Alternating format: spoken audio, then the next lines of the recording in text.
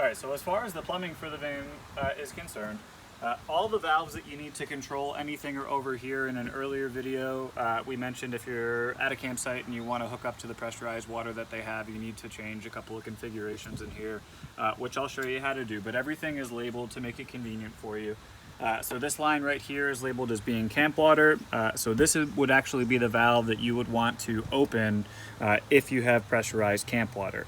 So on the little note that I have here for you, anytime a valve is perpendicular to the actual line itself, so this valve right now is running this way, the line is running this way, it's perpendicular to it, that means that this valve is closed. So if I were hooked up to a campsite and I had a hose attached to the van, all I would do is just rotate this so that it's parallel with the line. So that means now that the camp water is open.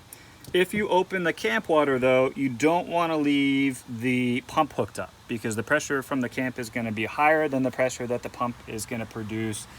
You might hear like a hissing or water might be coming out because the line is more pressurized than it would ordinarily be. So all you need to do in that instance, if I have my camp water line open, I just need to close my water pump line. Okay, outside of that, don't touch this one. This one's just for me. Okay, so I'm gonna go ahead and put it back how you're gonna be set up 99% of the time unless you're at a campsite. This one right here is for the gray water. So this tank on the bottom holds all of your fresh water that you can use that'll come out of the sinks and the shower. This one up here is where all the water is stored that's already run through the sink and the shower.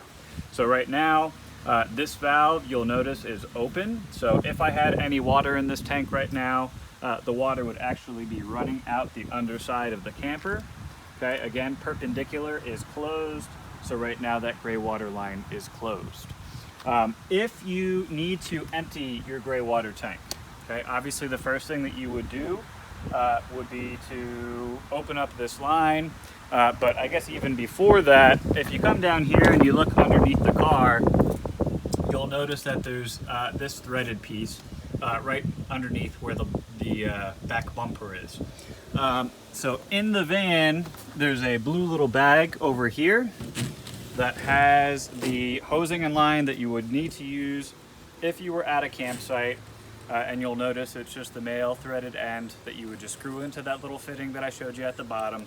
And you would just run the other end of the hose wherever it needs to go. And then at that point, you can open up your gray water line to let your gray water out.